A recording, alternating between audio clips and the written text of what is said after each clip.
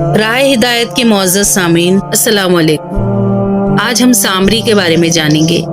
یہ موسیٰ علیہ السلام کی امت میں سے تھا اور ان کا صحابی تھا۔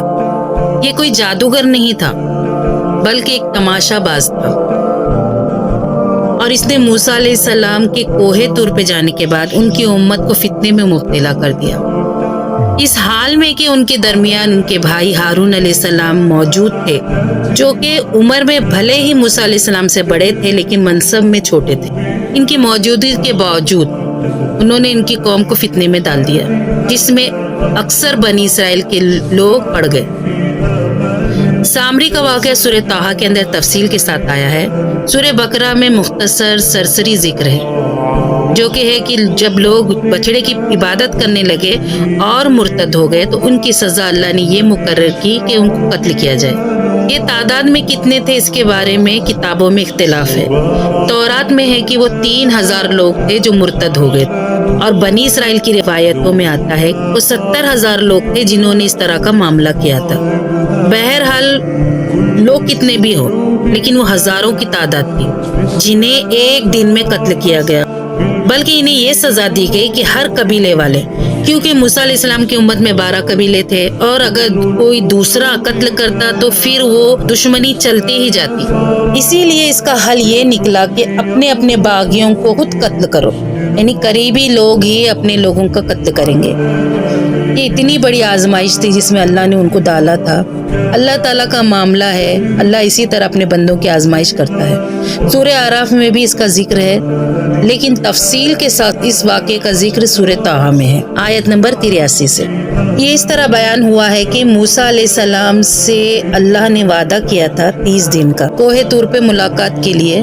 یہ واقعہ فرعون کے غرق ہونے کے بعد کا ہے، جب وہ اپنی قوم کو لے کر نکلے اور انہوں نے سمندر کو پار کر لیا اور شام کی طرف جا رہے ہوتے ہیں، اور راستے میں کوہ طور پر یہ معاملہ ہوتا ہے۔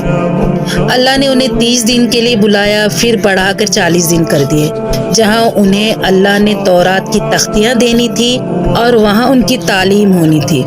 تو جب اللہ نے ان سے ملاقات کا ارادہ ظاہر کیا کوہ طور پر، تو وہ اللہ سے ملاقات کرنے میں جلدی کرنے لگے، اور جو وقت اللہ نے مقرر کیا تھا وہ اس سے پہلے ہی کوہ طور پہ پہنچ گئے، اپنی قوم کو ہارون علیہ السلام کے سپرد کر کے۔ تو اللہ تعالیٰ فرماتا ہے قرآن میں، اس کا ذکر ہے، اے موسیٰ، تجھے کس چیز نے عجلت میں ڈال دیا، تجھے کس چیز نے جلد بازی میں ڈالا کہ تو اپنی قوم کو پیچھے چھوڑ کر جلدی میرے پاس آ گیا؟ تو انہوں نے کہا، اے اللہ، میری قوم جو ہے وہ میرے پیچھے آ رہی ہے، اور مجھے تجھ سے ملنے کی جلدی اس لیے تھی کہ میں تیری رضا چاہتا تھا، یعنی میں تجھ سے ملنے کا شوق رکھتا تھا، اور میں تیری رضا کی خاطر جلدی جلدی تیرے پاس آ گیا۔ پھر اللہ نے فرمایا کہ بے شک ہم نے تیرے بعد تیری قوم کو فتنے میں ڈال دیا اور انہیں سامری نے گمراہ کر دیا۔ اب ظاہر ہے کہ گمراہ سامری نے کیا، اور اللہ کہہ رہا ہے کہ میں نے ان لوگوں کو آزمائش میں ڈالا۔ اس طرح کی جتنی بھی آیتیں قرآن میں آتی ہے کہ اللہ نے انہیں گمراہ کر دیا، اللہ نے انہیں فتنے میں ڈال دیا، تو لوگ خود گمراہ ہونا چاہتے ہیں، گمراہی کمانا چاہتے ہیں، تو اللہ اس پر مہر لگا دیتا ہے، کیونکہ اللہ ہر وقت اپنے بندوں کو آزماتا رہتا ہے، مگر بندے کو اختیار بھی دے رکھا ہے کہ وہ کون سا راستہ اختیار کرتے ہیں۔ جب بندہ صحیح راستہ چنتا ہے تو آزمائش میں جیت جاتا ہے، ورنہ اس کی دنیا و آخرت دونوں برباد ہو جاتی ہے۔ ذریعہ کوئی بھی بن سکتا ہے، چاہے انسان چاہے شیطان۔ یہاں غور کرنے کا یہ مقام ہے کہ اگر اللہ چاہتا تو اس سامری کے فتنے کو ٹال سکتا تھا، مگر اللہ نے اس کو آزمائش بنا دیا۔ موسیٰ علیہ السلام لوٹے اپنی قوم کی طرف غصے اور غم کی حالت میں۔ اتنا بڑا جو واقعہ ان کے جانے کے بعد پیش آ گیا، اور کہا، اے میری قوم کے لوگوں، تمہیں کیا ہو گیا ہے؟ کیا تم نے اپنے رب کے وعدے کو جھوٹا سمجھ لیا ہے کہ اگر تم توحید پہ رہو گے تو وہ تم کو یہ نعمتوں سے نوازے گا؟ اور تم نے کتنی گری ہوئی حرکت کی کہ تم ایک بچڑے کی عبادت تم نے شروع کر دی۔ کیا میں تم سے اتنے دور تھا کہ تم نے مجھ سے کیا ہوا وعدہ ہی توڑ دیا؟ دیکھیے کس طرح موسیٰ علیہ السلام اپنی قوم سے ناراضگی ظاہر کر رہے ہیں۔ ہارون علیہ السلام وہاں موجود تھے ان کے بیچ، تو بھی انہوں نے ہارون علیہ السلام کی بات کو نہیں مانا، اور اللہ کے غضب کو اپنے اوپر حلال کر لیا، اور اللہ کے کیے ہوئے وعدے کو جو انہوں نے اللہ سے کیا تھا اور ان کے رسول سے کیا تھا اس کو توڑ دیا۔ اب دیکھیے ان کی قوم کس طرح جواب دیتی ہے ان کی بات کا۔ وہ کہنے لگے کہ ہم نے تو آپ کے ساتھ کوئی مخالفت نہیں کی، بلکہ جو ہمارے پاس زیورات تھے وہ کافی بھاری تھے اور ہم سفر میں تھے۔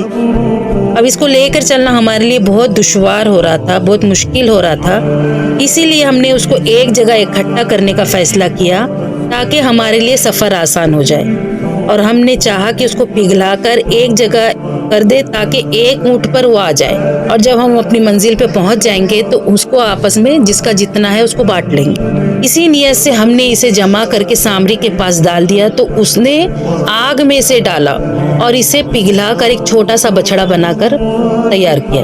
یہاں ہوا یوں کہ اس بچڑے میں سے آواز بھی نکلتی تھی۔ وہ اس طرح کا معاملہ ہوا کہ جس طرح بانسری کھوکھلی ہوتی ہے اس طرح وہ بھی اندر سے کھوکھلا تھا، اس میں سے جب ہوا گزرتی تو آواز نکلتی۔ اس طرح سے اس نے اس بچڑے کو تیار کیا تھا، بالکل اندر سے کھوکھلا۔ جب تیز ہوا چلے تو سائے سائے آواز آتی تھی، باتیں کرنے کی آواز نہیں آتی تھی بلکہ صرف سائے سائے آواز آتی تھی، یعنی ہوا چلنے کی۔ اس پر وہ کہنے لگا، سامری یہ تمہارا رب ہے اور موسیٰ کا بھی رب ہے، موسیٰ تو تمہیں بھول چکا ہے، نعوذ باللہ۔ تو اللہ فرماتا ہے کہ انہوں نے اتنا بھی اپنی عقل کا استعمال نہیں کیا کہ وہ بچڑا نہ تو ان کو نفع پہنچا سکتا ہے اور نہ ہی نقصان پہنچا سکتا ہے، وہ تو ان سے بات تک نہیں کر سکتا۔ حالانکہ ہارون علیہ السلام نے بہت روکا، انہیں بہت سمجھایا، لیکن انہوں نے ان کی بات کو نہیں سمجھا، اور انہوں نے کہا کہ جب تک خود موسیٰ علیہ السلام ہمیں آ کر منع نہیں کریں گے ہم اس حرکت سے باز نہیں آئیں گے۔ جب موسیٰ علیہ السلام آئے تو پہلے تو انہوں نے اپنے بھائی کو خوب ڈانٹا کہ اے ہارون، تمہیں کس چیز نے روکا تھا کہ تم نے میری قوم کو گمراہ ہونے دیا؟ تم نے انہیں منع کیوں نہیں کرا اس کام سے؟ اور اتنا غصہ ہوئے کہ انہوں نے ہارون علیہ السلام کی داڑھی اور سر کے بال کو کھینچا۔ تو ہارون علیہ السلام کہنے لگے کہ ایسا مت کرو، مجھے یہ ڈر تھا کہ اگر میں انہیں چھوڑ کر آپ کے پاس آ کر آپ کو یہ خبر کروں، ان کے حالات بتاؤں تو یہ اور بھی بد سے بدتر ہو جائیں گے، اس لیے میں ان کو چھوڑ کے یہاں سے نہیں گیا۔ اب موسیٰ علیہ السلام سامری کی طرف پلٹے اور کہا، تو سنا کہ تو نے یہ کام کیوں کیا؟ تو اس نے کہا، میں نے ایک ایسا منظر دیکھ لیا تھا جو باقی لوگوں نے نہیں دیکھا تھا۔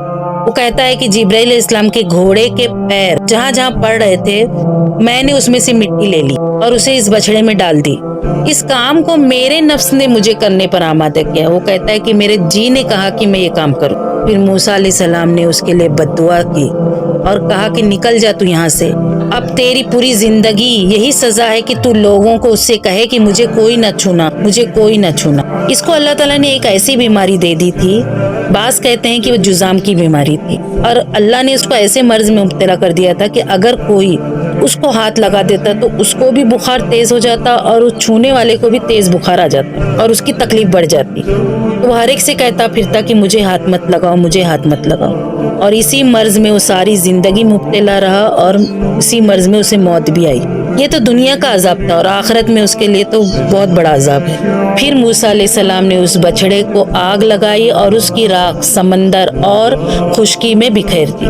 یہ واقعہ نبی کریم صلی اللہ علیہ وسلم کے پیدا ہونے سے 1400 سال پہلے کا ہے، اور نبی صلی اللہ علیہ وسلم کو اللہ نے بتایا تمام باتوں کا علم دیا جو کہ قرآن میں موجود ہے، اور یہ بتایا کہ نبی کتنے سچے ہیں، اور 1400 سال پہلے کا واقعہ بھی ایسے بیان کر رہے ہیں کہ جیسے آپ کے سامنے ہی وہ واقعہ پیش آ رہا ہو۔ اس واقعے کو لے کر اسرائیلی روایتوں میں مختلف باتیں ہیں، مگر جو یہ واقعہ میں نے آپ کے سامنے پیش کیا ہے یہ سورہ طٰہٰ کا ہے۔